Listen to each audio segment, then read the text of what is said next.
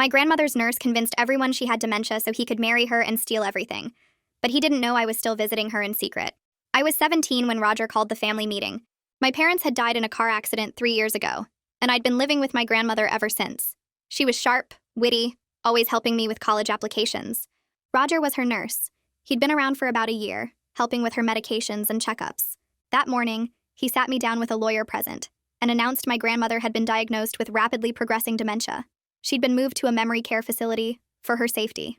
Then he dropped the real bomb. He and my grandmother had gotten married 2 weeks ago. He was now her legal guardian with full power of attorney. When I asked to see her immediately, Roger smiled that smile that didn't reach his eyes. Let's give her time to adjust to her new environment. He added I could only visit with supervision. Something felt very wrong. Within days, Roger started selling grandmother's things. Her antique desk vanished first, then her jewelry, her paintings, facility costs, he'd say with that empty smile. But my grandmother was wealthy. She'd never needed to sell anything. Then he began opening my mail. My college acceptance letters sat on the counter, already unsealed. I control your college fund now, he mentioned over dinner. We'll discuss whether higher education is really the right path for you. The way he said we made my stomach turn. I couldn't accept it. During lunch, I took the bus to the facility and snuck past the front desk. Grandmother sat by the window staring blankly, but when she saw me, something flickered in her eyes. Trinity? She said, confused at first, then clearer. Trinity, sweetheart, what day is it? For 5 minutes, she was herself again, asking about school, my college plans, laughing at a joke I made. Then the fog rolled back in. It didn't make sense. Dementia didn't work like that. Around this time, Roger's brother Trevor started appearing at the house. He'd lean in doorways while I did homework, watching. You're really growing up, aren't you? He'd say. Filling out nicely. The way his eyes traveled over me made my skin crawl. I went back the next week.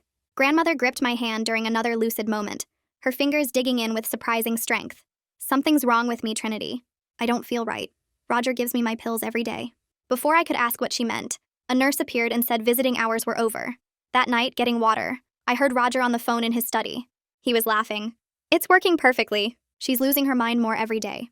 The old bat won't last much longer. I froze in the hallway, ice spreading through my chest. When I visited a third time, Roger suddenly appeared in the doorway while I held grandmother's hand. His face went dark. He yanked me into the hallway and told the staff to add me to the restricted list. That night at home, he cornered me in the kitchen.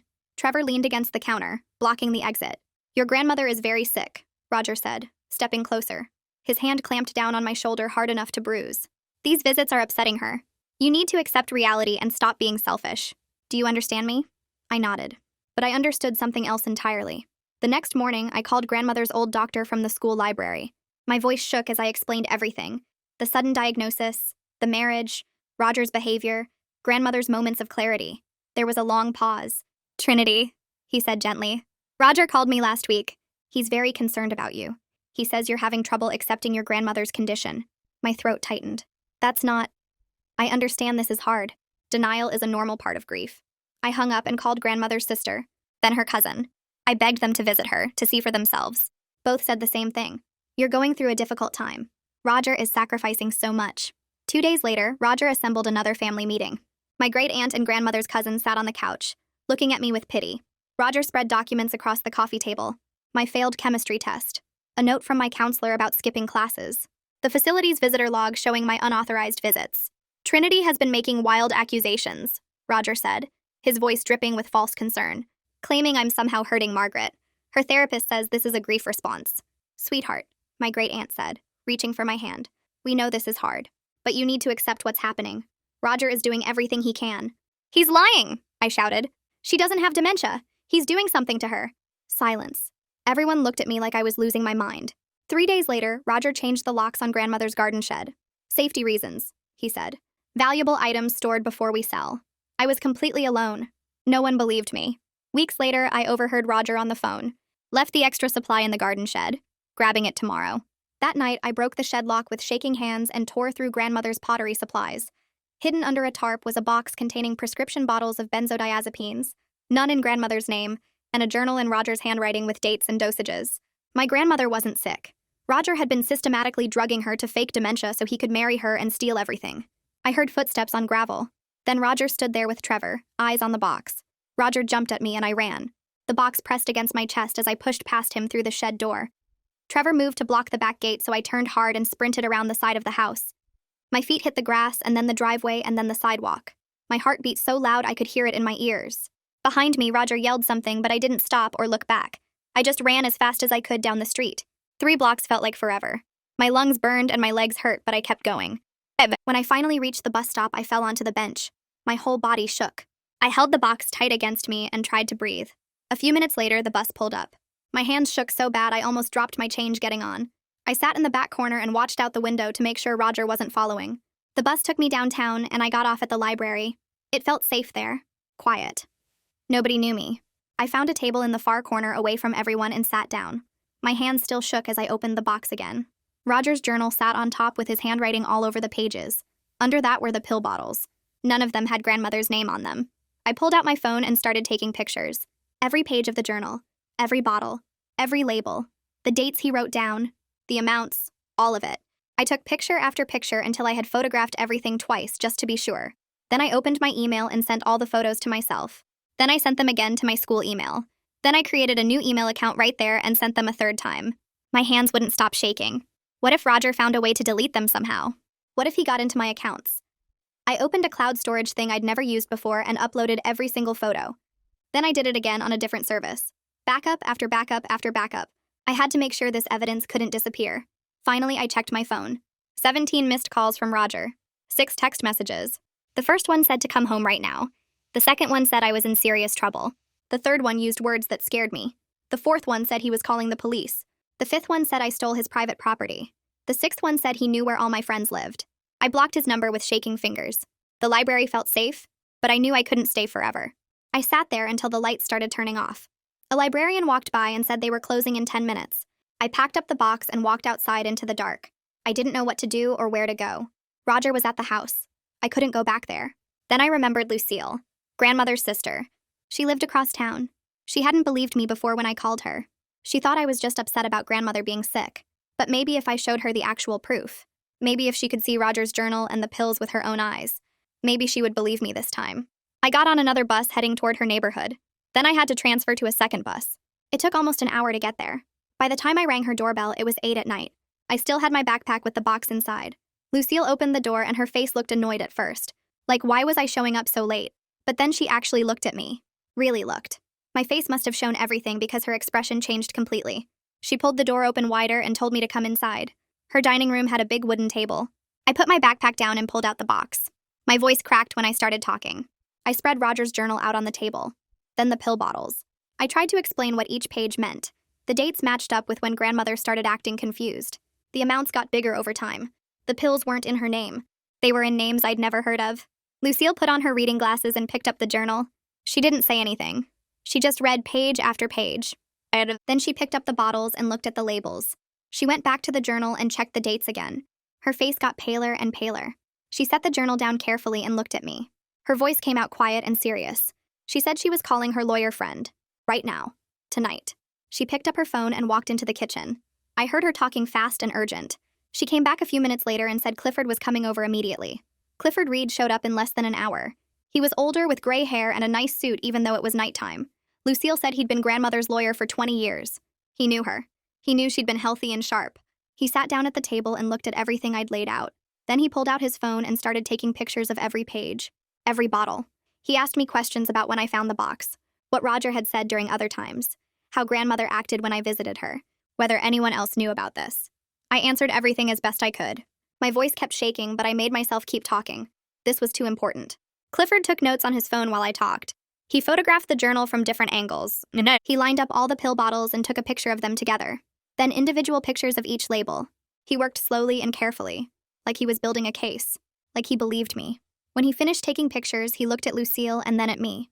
His face was serious but not mean. He explained that what Roger did was illegal. Really illegal. The guardianship papers and power of attorney were based on fake medical evidence. That meant they could be challenged in court. But we had to move fast. Roger would try to destroy evidence or move grandmother somewhere we couldn't find her once he realized I had proof. Lucille said I was staying here tonight. No arguments.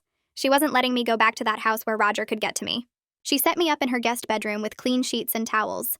I finally let myself cry. Really cry. All the fear from the past weeks came pouring out. The loneliness of nobody believing me. The terror of Roger's threats. The helplessness of watching grandmother disappear into that fog. But now I wasn't alone anymore. Lucille believed me. Clifford believed me. We had evidence. Real proof that Roger had been lying about everything. The next morning, I woke up in Lucille's guest room with sunlight coming through unfamiliar curtains. For a second, I forgot where I was. Then everything came back and my stomach twisted. Clifford arrived before breakfast with a briefcase full of papers. He spread them across the kitchen table and explained that Roger got his guardianship and power of attorney based on fake medical evidence. That meant we could challenge it in court, but we had to move fast. Roger would try to destroy evidence or move grandmother somewhere we couldn't find her once he realized I had proof. Clifford made 3 phone calls right there at the table. First to family court, filing an emergency motion to suspend Roger's guardianship and give Lucille temporary authority instead. Second to Adult Protective Services, reporting suspected elder abuse and fraud. Third to the state medical board about the doctor who diagnosed grandmother. He talked fast and took notes, and I just sat there watching it happen. Real adults taking real action because they believed me. By noon, Clifford had filed all the paperwork at the courthouse. He came back and said we'd have a hearing within a few days. My phone rang that afternoon. Unknown number. I almost didn't answer, but Clifford nodded at me. A woman's voice introduced herself as Caroline Sumner from Adult Protective Services. She needed to take my statement about the suspected abuse. Her voice was professional but not cold. She asked specific questions about grandmother's lucid moments. When did they happen? How long did they last? What did grandmother say? She asked about Roger's behavior toward me. The threats. The controlling actions. I answered everything as clearly as I could. Caroline said she was visiting the facility today to interview grandmother and observe her condition. She'd request access to grandmother's current medication records, too. After we hung up, Clifford looked satisfied. Things were moving. That evening, the house phone rang. Lucille answered, and her face went tight. She held the phone away from her ear, and I could hear Roger screaming from across the room. Something about stolen property and calling the police. Clifford took the phone calmly. He said Roger was now under investigation for elder abuse and fraud. Roger should retain legal counsel. Then he hung up. My hands were shaking, but Clifford looked completely calm, like he'd done this 100 times before. The next day, Caroline called again. She'd visited grandmother and noticed she seemed overly sedated. The facility administrator was reviewing grandmother's file. There were problems with her admission paperwork. The diagnosis came from a doctor who wasn't grandmother's regular physician. That doctor had left the state. Caroline's voice had an edge to it now. She said the facility was cooperating fully with the investigation. 2 days later, a different call came. Detective Galen McKenzie introduced himself. He was handling the criminal investigation into Roger's actions. He'd reviewed the evidence Clifford provided and wanted to meet with me. His voice was steady and serious. He said he'd handled elder abuse cases before. He treated me like a real witness instead of a confused teenager. We met at the police station that afternoon. Galen was older with gray hair and tired eyes. He asked me to walk through everything again from the beginning. He took notes and recorded our conversation. He asked about the journal entries and prescription bottles, about Roger's threats, about Trevor's behavior toward me. When I finished, he said they were obtaining a warrant to search Roger's house and the garden shed. The warrant came through the next morning. Galen called to tell me they'd found more journals, financial documents showing Roger transferring grandmother's money to accounts in his name, additional prescription medications hidden in the house. Roger had been sloppy once he thought he'd won. 4 days after Clifford filed the emergency motion, we went to family court. The hearing room was smaller than I expected. Wood paneling and fluorescent lights. Roger sat at a table with his lawyer looking furious. Trevor wasn't there. The judge was a woman in her 50s with sharp eyes. She reviewed the evidence while we waited. Clifford presented Roger's journal first, then the prescription bottles, then Caroline's report from her facility visit. Roger's lawyer argued that I was a troubled teen acting out due to grief, that I'd stolen private property and fabricated evidence. But Clifford had Caroline's observations, the facility administrator's report about the irregular paperwork, the pharmacist's statement about the prescriptions, Detective Galen's preliminary investigation findings. The judge's face got darker as she read through everything. She asked Roger's lawyer to explain the journal entries. The lawyer fumbled, said they were taken out of context. The judge asked what context would make sense of dosage schedules for medications not prescribed to the patient. Silence. Then the judge called me to testify. My legs felt weak walking to the witness stand. I put my hand on the Bible and swore to tell the truth. Clifford asked me questions about grandmother's lucid moments. I described how she'd be confused and foggy, then suddenly clear and sharp for a few minutes, asking about school and my college plans. Then the fog would roll back in. I testified about Roger's threatening behavior, the way he cornered me in the kitchen with Trevor blocking the exit, how he'd grabbed my shoulder hard enough to bruise, about finding the evidence in the shed and Roger catching me with it. Roger's lawyer tried to make me seem unreliable, asked about my failed chemistry test, my skipped classes, but I explained that was after Roger started controlling everything, after he opened my mail and threatened my college fund, after weeks of nobody believing me and feeling completely alone. The judge stopped the lawyer's questions. She said she'd heard enough. She immediately suspended Roger's guardianship, granted Lucille temporary authority over grandmother's care and finances, Ordered grandmother transferred to a different facility for proper medical evaluation. Roger's face went dark red. He started to stand up, but his lawyer grabbed his arm. Trevor wasn't there to hold him back this time. The judge warned Roger that criminal charges were pending. He was not to contact grandmother or me. Violation would result in immediate arrest. We left the courthouse and I couldn't stop shaking. Lucille put her arm around me. Clifford looked grimly satisfied. It wasn't over yet, but grandmother was safe now. Roger couldn't hurt her anymore, and people finally believed me. Caroline made calls from the courthouse hallway while Lucille kept her arm around me. Within an hour, she had Margaret's transfer approved and a different facility lined up across town. The new place specialized in medical evaluations, not long-term memory care. Caroline explained that Bernadette would examine Margaret there, run proper tests, and document everything.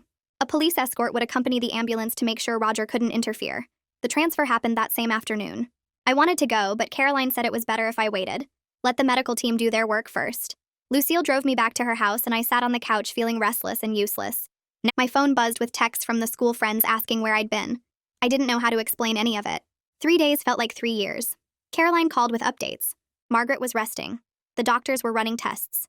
She seemed confused but calm. I paced Lucille's living room and couldn't focus on homework or TV or anything. On the 4th day, Caroline called and said I could visit. Lucille drove me to the new facility and my hands shook the entire way. The building looked different from the memory care place. Brighter. More windows. Less like a prison. Caroline met us in the lobby and walked me to Margaret's room. I stopped in the doorway, suddenly terrified.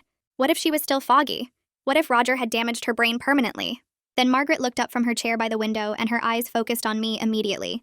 Her voice came out clear and strong when she said my name. Not confused, not hesitant. Just Margaret. I crossed the room and hugged her and she hugged back with real strength. She asked what happened, why she was here, where Roger was. Her words made sense. Her thoughts connected properly. She was really back. I sat in the chair next to hers and held her hand and explained everything. About finding the drugs and journal in the shed. About Roger catching me. About Lucille and Clifford and the emergency hearing. About how Roger had been drugging her for months to fake dementia so he could marry her and steal everything. Margaret started crying halfway through my explanation. Not the confused tears from before. These were angry tears. Horrified tears. She kept saying she remembered fragments. Pieces of the past year that felt like a nightmare she couldn't wake up from.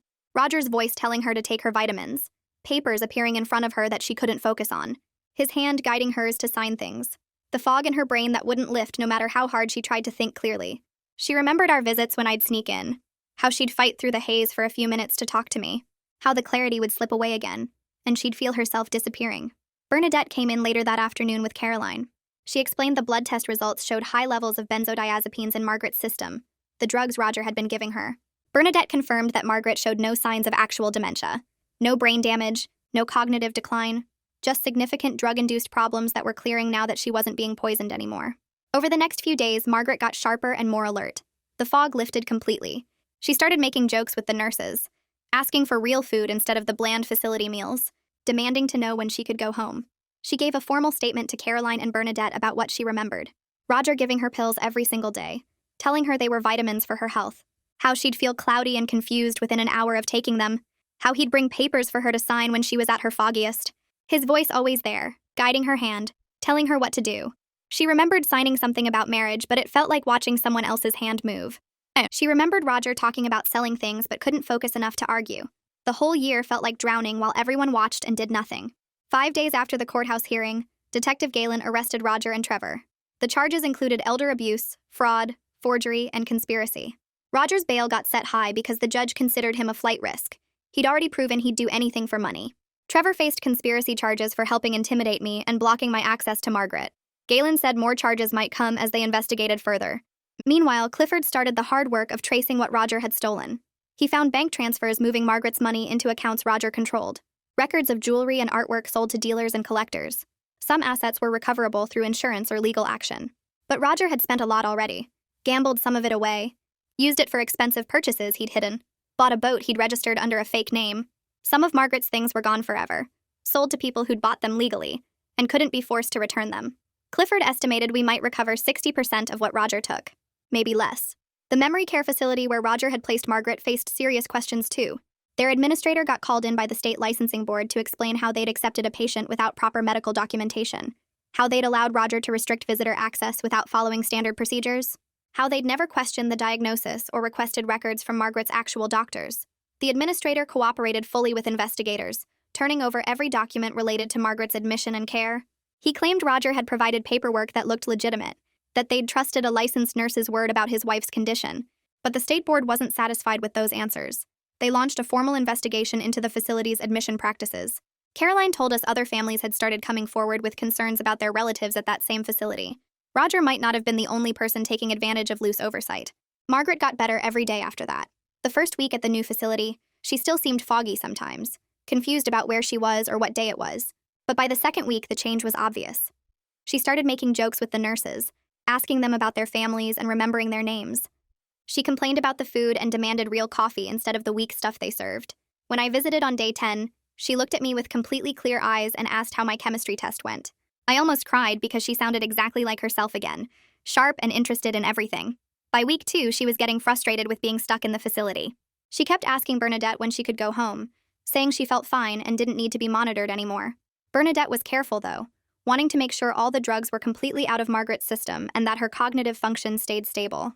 She ran more tests and watched Margaret carefully, looking for any signs of relapse or lingering effects. Finally, after 3 weeks of monitoring, Bernadette cleared Margaret for discharge. Lucille and I picked her up on a Tuesday morning. Margaret walked out of that facility on her own, carrying a small bag of belongings, looking stronger than I'd seen her in months. We drove back to her real house, the one Roger had kept her away from. When we pulled into the driveway, Margaret just sat in the car for a minute, staring at her garden. Then she got out and walked straight to her roses, touching the petals gently. She started crying, quiet tears running down her face. Lucille and I stood back and let her have that moment.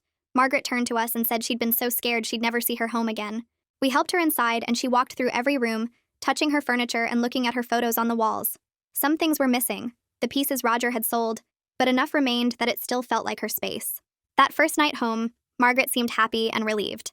But around 3 a.m, I heard her crying out. I ran to her room and found her sitting up in bed, shaking and disoriented. She'd had a nightmare about Roger forcing pills down her throat. I sat with her until she calmed down, making tea and talking about normal things until the sun came up. The nightmares kept happening. Margaret would wake up scared, sometimes not sure if she was really home or back in that facility. During the day, she'd get paranoid about her medications, even the regular vitamins Bernadette prescribed. She'd ask me 3 or 4 times if I was sure they were the right pills, if I'd checked them myself. Bernadette noticed Margaret's struggles during a follow-up visit.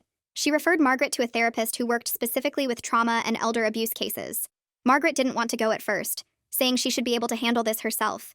But Lucille and I convinced her that what Roger did wasn't something you just got over on your own. I was struggling too, though I tried to hide it at first. I couldn't sleep well, kept waking up at small sounds, convinced Roger had somehow gotten out and was coming back. At the school, I'd jump when people came up behind me unexpectedly. My grades were slipping because I couldn't focus on homework. Lucille noticed and asked me directly if I was okay. I admitted I wasn't. She set up counseling for me too, with someone who worked with teenagers who'd been through family trauma. Talking to the counselor helped. I could explain how scared I'd been when no one believed me, how isolated I felt, how I still sometimes woke up thinking I'd imagined all the evidence and Roger was still in control. About a month after Margaret came home, Clifford called with news about Roger's case. The criminal trial was scheduled for 3 months out, but Roger's lawyer had approached the prosecutor about a plea deal. Roger wanted to avoid trial and was willing to plead guilty to reduce charges. Clifford explained this meant Roger knew the evidence against him was strong and he'd likely lose at trial. Margaret and I sat at her kitchen table talking about whether we should accept a plea deal. She looked tired, older than she had before all this started. She said she was exhausted and wanted this whole thing over with. But she also wanted Roger to face real consequences for what he'd done to her. She didn't want him getting some light sentence and being out in a year. I felt the same way. Part of me wanted to see Roger tried in court, wanted a jury to hear everything he'd done, but another part of me was scared of a trial, of having to testify and be cross-examined by his lawyer.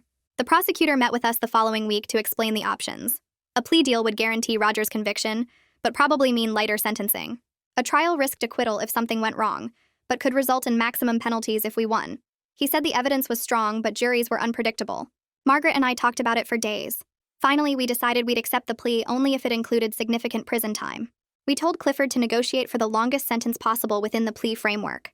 2 weeks later, the deal was finalized. Roger would plead guilty to elder abuse, fraud, and forgery. The sentencing hearing happened on a cold morning in November. Margaret, Lucille, and I sat in the courtroom watching Roger stand before the judge. He looked smaller somehow, less threatening than he'd seemed in our house. The judge went through each charge, asking Roger if he understood what he was pleading guilty to. Roger said yes in a quiet voice. Then the judge sentenced him to 6 years in prison with no possibility of parole before 4 years. Trevor had taken a separate plea deal for conspiracy charges. He got 2 years. I felt something release in my chest when I heard those sentences. 6 years wasn't forever, but it was real time. Roger would be in prison while I finished high school and college. While Clifford worked on the legal side, he was also tracing Margaret's stolen money. He found bank accounts Roger had opened in his name, records of transfers from Margaret's accounts.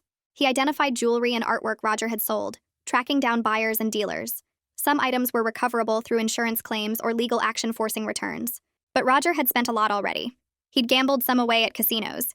He'd bought expensive things and hidden them, including a boat registered under a fake name.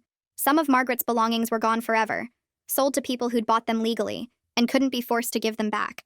Clifford estimated we'd recover about 60% of what Roger had stolen. Maybe less once all the legal fees were paid.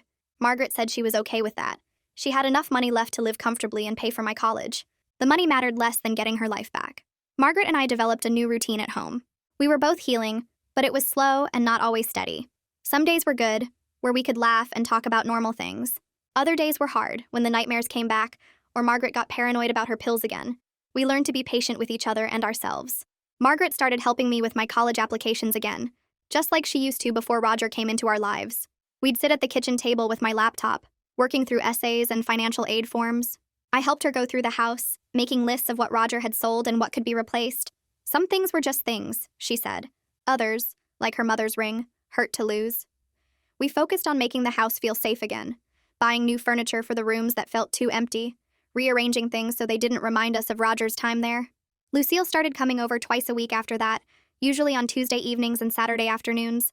The first few visits felt awkward because she kept apologizing, saying she should have believed me from the start, that she failed both Margaret and me. I told her it was okay, that Roger had fooled everyone, but she'd shake her head and apologize again. Eventually, I sat her down at the kitchen table and explained that she came through when it really mattered, that she got Clifford involved and helped save Margaret's life. That seemed to help. After that, she relaxed and started acting more like herself, bringing groceries and helping with dinner, telling stories about when Margaret was younger. Margaret loved having her sister around again. They'd sit in the living room for hours talking and laughing, making up for all the time Roger had stolen from them. In March, my college acceptance letters started arriving. I'd check the mailbox every day after school, my stomach tight with nerves. The first few were rejections, which stung, but I'd expected some. Then one Thursday, I opened a thick envelope from my top choice school and just stared at the acceptance letter, reading it 3 times to make sure it was real. Margaret was in the kitchen when I ran inside, and she took one look at my face and started crying happy tears before I even showed her the letter.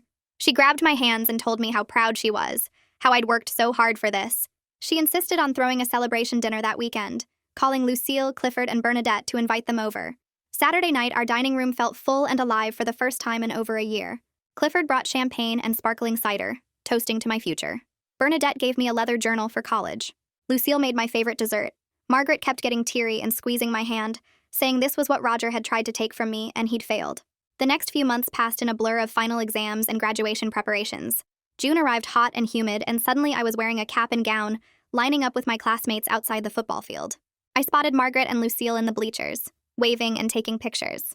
Walking across that stage to get my diploma felt surreal, like I was watching someone else's life. Everything that happened with Roger felt like a nightmare from another world, but it was also deeply meaningful, knowing Margaret was there watching, healthy and clear-minded, free from Roger's drugs. After the ceremony, she hugged me so tight I could barely breathe, telling me she loved me and everything was going to be wonderful now. Around that time, Margaret started talking about the scholarship fund. She'd been meeting with Clifford about what to do with some of the recovered money, and she wanted to create something good from what Roger had done. She established a fund for students who'd experienced family trauma, kids dealing with loss or abuse or situations like ours. She said if her suffering could help even one kid get to college who otherwise couldn't, then something good would come from Roger's scheme. She worked with Clifford to set up the legal structure and chose the first recipients that summer. Summer itself became about reclaiming the house. Margaret and I went through every room, making lists of what Roger had sold and what we wanted to replace. Some things were just things, she said, but others mattered. We couldn't get back her mother's ring or the antique desk, but we could make the space feel safe and ours again. We started with my room, painting the walls a light blue I'd always wanted. We bought a new bed frame and desk, arranged everything exactly how I liked it. Then we tackled the living room, replacing the couch Roger had sold with one we picked out together. We bought new curtains and threw out the rug that reminded us of him. Every change made the house feel more like ours and less like a place Roger had contaminated. Bernadette came by once a month to check on Margaret. The physical exams always came back normal. No lasting effects from the drugs Roger had given her. The psychological healing was slower. Margaret was working with a therapist twice a week, processing the betrayal and violation of what Roger had done. Some sessions left her quiet and withdrawn for the rest of the day. Other times she'd come home energized, saying she'd had a breakthrough. Bernadette said the progress was steady and healthy, that Margaret was doing the hard work of healing. Margaret and I both had hard days when the trauma would surface without warning. She'd have nightmares about Roger giving her pills, wake up disoriented and scared. I'd have panic attacks when someone stood too close or raised their voice. We learned to recognize the signs in each other and respond with patience. When Margaret had a bad day, I'd sit with her and remind her where she was, that Roger was in prison and couldn't hurt her anymore. When I struggled, she'd make tea and let me talk or just sit quietly until the fear passed. We were closer now than before Roger, bonded by surviving his scheme together. We understood each other's triggers and fears in a way most people never would. August came too fast. Lucille helped me pack for college, sorting through clothes and supplies, making sure I had everything I needed. Moving day arrived on a Saturday, and both Lucille and Margaret insisted on coming. We loaded my stuff into Lucille's car and made the 2-hour drive to campus. My dorm room was tiny, just enough space for a bed, desk, and dresser. Margaret immediately started arranging things, asking where I wanted my lamp, should the books go on this shelf or that one. She met my roommate, a girl from across the state studying biology, and chatted with her for 20 minutes about classes and campus life. When it was time for them to leave, Margaret hugged me in the parking lot and made me promise to call if I needed anything, anytime, day or night. The first few weeks were rough, adjusting to classes and living away from home, but Margaret video called me every Tuesday and Friday evening, asking about my professors and roommate, telling me about her week. I came home most weekends at first, needing the familiar comfort of the house and Margaret's presence. Gradually, I settled into campus life, making friends and getting involved in activities. We created a new normal that included what happened with Roger but didn't let it define everything. We talked about it when we needed to, acknowledged the trauma, but also focused on moving forward. I was thriving at college in ways I hadn't expected. My classes challenged me, and I loved the independence of managing my own schedule. I'd declared pre-law as my major after talking with an academic advisor. I wanted to help people in situations like ours, families being manipulated or abused, people who needed someone to believe them and fight for them. When I told Margaret during one of our video calls, she got teary again and said Roger had accidentally given me a career calling, that I'd take the worst thing that happened to us and use it to help others. Winter break came and Margaret asked me to sit down at the kitchen table one evening after dinner. She spread out a stack of legal papers in front of me, her reading glasses perched on her nose. She'd been working with Clifford to completely redo her will and estate planning, she explained, pointing to different sections with her finger. She named Lucille and me as co-trustees, which meant we'd both have equal say in managing her affairs if anything ever happened. No single person could take control again. She also established something called a living will that spelled out exactly what medical care she wanted and didn't want, with copies filed at her doctor's office and the hospital. If she ever got sick or couldn't make decisions, doctors would follow her written instructions, not whatever some spouse or guardian claimed she wanted. Margaret made me read through the whole thing, showing me where our names appeared and explaining what each section meant. We both signed the papers with Clifford as witness, and she locked the originals in her safe deposit box at the bank. She seemed lighter after that, like she'd finally taken back the control Roger had stolen. When January ended and it was time to head back for spring semester, I packed my car with Lucille helping carry boxes down from my room. Margaret stood in the driveway watching, her arms crossed against the cold but smiling. She hugged me tight before I got in the car and told me to drive safe and call when I got there. I backed out slowly, watching her wave in the rearview mirror, and something clicked in my head during that 2-hour drive back to campus. Roger had tried to destroy everything, tried to steal Margaret's money and independence and leave me with nothing. But instead, he'd shown us exactly how strong we were when we fought together. Margaret was healthy now, sharp and in control of her life again with legal protections that would keep her safe. I was building the future I wanted, studying to help other people who needed someone to believe them and fight for them. We both knew we could handle whatever came next because we'd already survived the absolute worst thing that could happen and came out on the other side still standing, still fighting, still together.